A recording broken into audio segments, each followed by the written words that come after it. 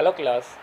देखिए आज हम बात करते हैं बेसिक्स मैथ्स पे, ठीक है ना। अभी एक बार हम चैप्टर कुछ नहीं करेंगे, 4-5 दिन के लिए हम केवल बेसिक्स मैथ को ही समझेंगे। बेसिक्स मैथ क्या होती है, यानी मैं आपको ऐसे ऐसे टॉपिक करवाऊंगा जो पूरी कंप्लीट बुक के अंदर बेसिक्स मैथ से रिलेटेड है।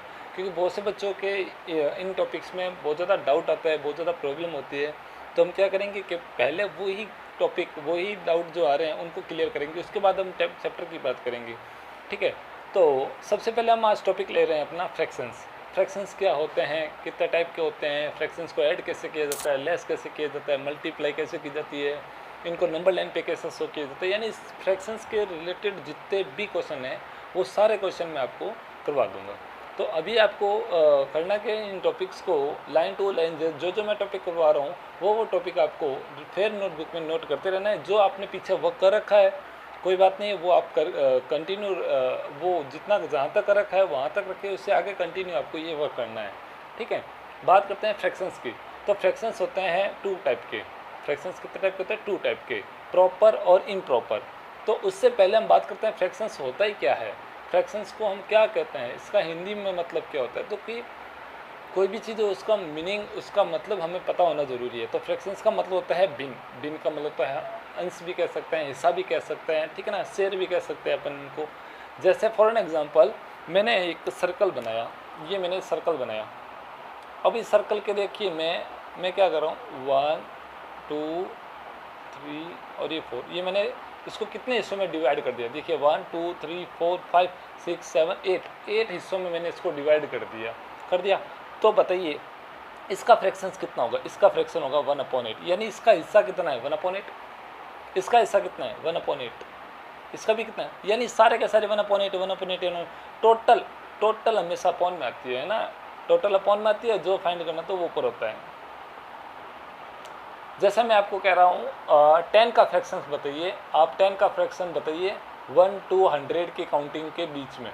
तो टोटल कितना है? 100 है, टोटल है 100। तो मैं लिख दूंगा 10/100 1/10, ये हो गया 10 का फ्रैक्शन। अब मैं कह रहा हूँ एक घड़ी है, उसके अंदर 2 बजे का फ्रैक्शंस कितना होगा? 2 बजे का फ्रैक्शंस पता करना है ना। तो 2 बजे का फ्रैक्शंस कैसे पता करोगे? 2 बजे तो 1/12, यानी 12 घंटे में एक बार ही 2 बजता है ना, तो इसलिए 1/12। तो इस प्रकार से हर एक चीज़ का फ्रैक्शंस होता है, ठीक है ना। फ्रैक्शंस का मतलब होता है उसका हिस्सा। अब प्रॉपर फ्रैक्शंस क्या होते हैं, इम्प्रॉपर क्या होते हैं? तो पहले बात करते हैं प्रॉपर की। प्रॉपर फ्रैक्शन वो होते हैं जो लेस देन 1 हो। लेस देन 1, लेस देन 1 का मतलब क्या होता है? जैसे मैंने लिखा 5/6।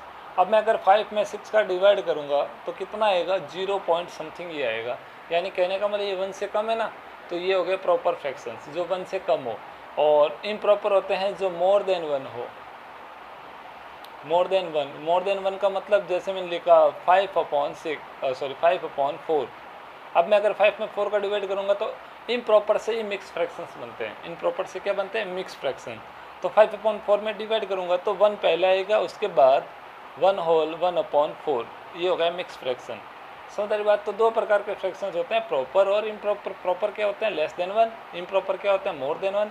मोर देन 1 यानी जिसमें न्यूमरेटर क्या होता है? बड़ा होता है, डिनोमिनेटर छोटा होता है। इसमें न्यूमरेटर छोटा होता है, डिनोमिनेटर क्या होता है? बड़ा होता है। बस इतना सी बात आपको याद रखनी है प्रॉपर और इम्प्रॉपर में। अब देखते हैं इससे आगे। अब हम बात करते हैं फ्रैक्शंस को ऐड करने की, कि इनको ऐड कैसे किया जाता है। देखिए step by step, line to line कर देंगे। पहले बात करते हैं ऐड की, फ्रैक्शंस को ऐड करना। अब फ्रैक्शंस ऐड कैसे होते हैं ये बात समझने लायक है। तो फ्रैक्शंस ऐड करने के लिए आप देखिए एग्जांपल को। जैसे मैं लिखा 2/3 प्लस 4/3। 2/3 4/3, दोनों में डिनोमिनेटर सेम है।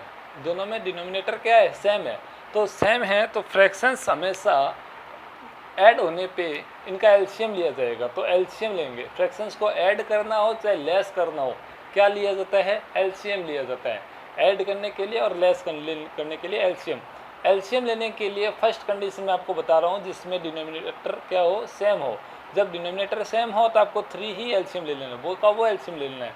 जब वो का वो एलसीएम आता है ना, तो क्या होता है? 3 से ये 3 कैंसिल हो गया तो बचा कौन? 2। तो 3 से ये 3 कैंसिल तो बचा कौन? 2।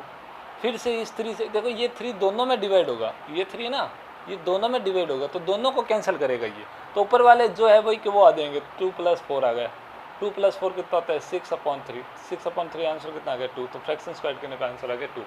एक तो कंडीशन ये थी फ्रैक्शंस को ऐड करने की।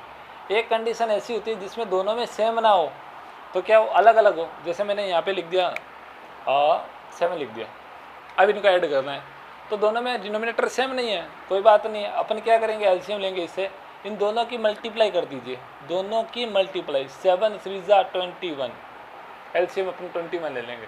जब दोनों अलग अलग हो तो दोनों की मल्टीप्लाई करके एलसीएम ले लेना, जब अलग अलग हो और दोनों की मल्टीप्लाई से एलसीएम ले रहे हो तो क्रॉस मल्टीप्लाई करना है। क्रॉस कैसे, इस 7 को इस 2 से मल्टीप्लाई, 7 2 जा 14, पहले इधर से इधर करना है, फिर 3 4 जा 12, फिर इधर से इधर, बीच में साइन किसका था प्लस का, तो प्लस लगा दीजिए आप और इनको ऐड कर दीजिए 26/21, ये हो गया फ्रैक्शंस। अब बताइए प्रॉपर है या इम्प्रॉपर है, सर ये तो कौन सा है इम्प्रॉपर है, क्यों है, क्योंकि न्यूमरेटर बड़ा है, ऊपर वाला बड़ा है, ऊपर वाला बड़ा हो वो इम्प्रॉपर होता है, ऊपर वाला छोटा हो वो प्रॉपर होता है, दैट्स इट।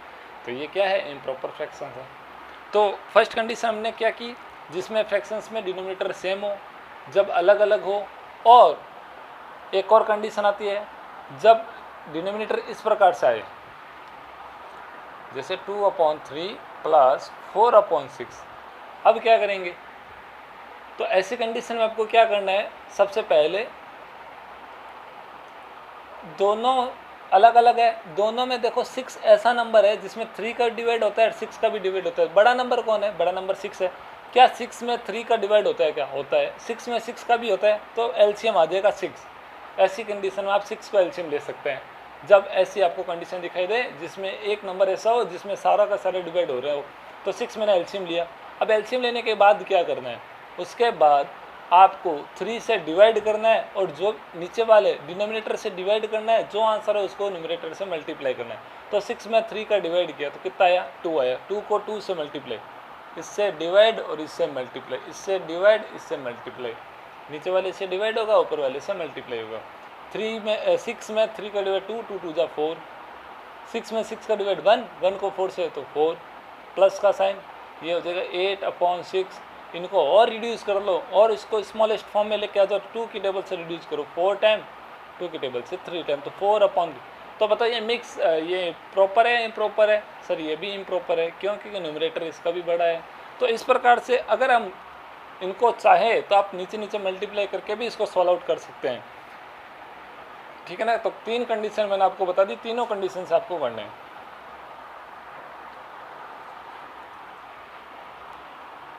देखिए अब बात करते हैं लेस करना, फ्रैक्शंस को लेस करना सीखते हैं। जैसे ऐड करते हैं वैसे ही लेस होता है फ्रैक्शंस, जैसे 2/3 माइनस 3/, इसको हम कर देते हैं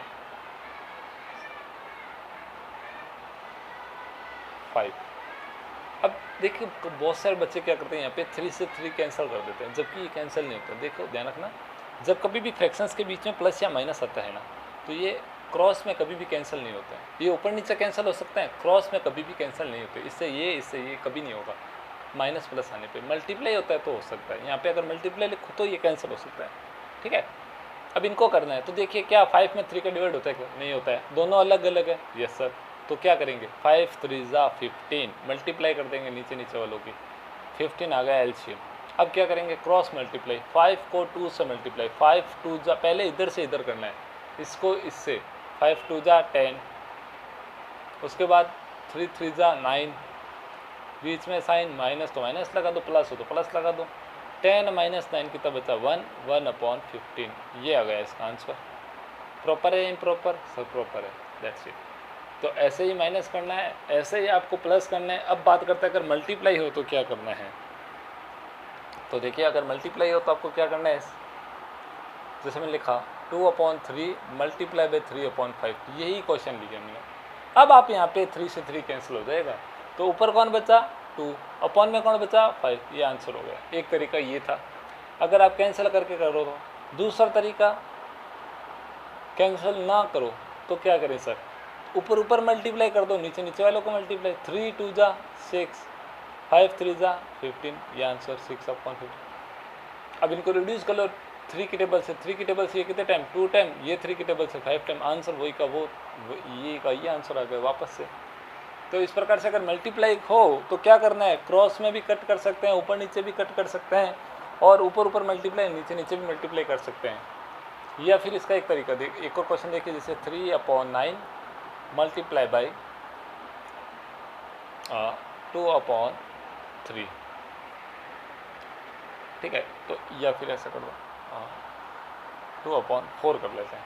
अब देखिए यहाँ पे क्या ये क्रॉस में कैंसिल हो रहे हैं, नहीं हो रहे हैं। मल्टीप्लाई में हम कर सकते हैं क्रॉस में कैंसिल, क्या ये ऊपर नीचे कैंसिल हो रहे हैं, हो रहे हैं, तो ऊपर नीचे कैंसिल कर दीजिए।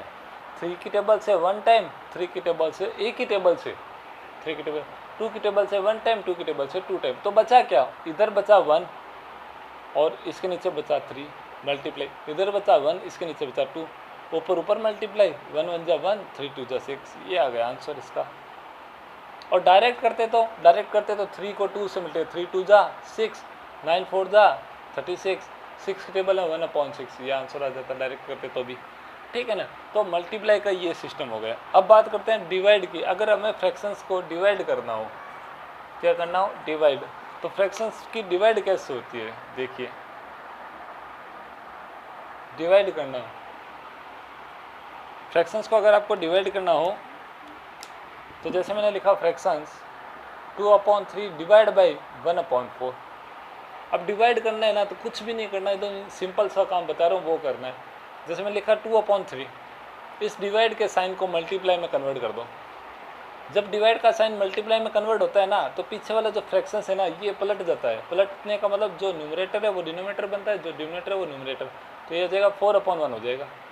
अब वही सिस्टम करो, ऊपर ऊपर मल्टीप्लाई, नीचे नीचे मल्टीप्लाई, 4 2 जा 8, 3 1 जा 3, ये आ गया 8/3 आंसर इसका। तो डिवाइड करना हो तो क्या करना है, डिवाइड को मल्टीप्लाई में कन्वर्ट करना है, फिर ऊपर ऊपर मल्टीप्लाई, नीचे नीचे मल्टीप्लाई, ये आंसर। अगर कैंसिल हो रहे हैं तो कैंसिल करना है, मल्टीप्लाई में हम क्रॉस में भी कैंसिल कर सकते हैं, ऊपर नीचे भी कैंसिल कर सकते हैं, प्लस माइनस में केवल ऊपर नीचे ही कैंसिल होता है। तो इस प्रकार से आपको ये फ्रैक्शंस के आज ये टॉपिक है, इनके क्वेश्चन मैं आपको दे रहा हूँ, ठीक है। Thank you.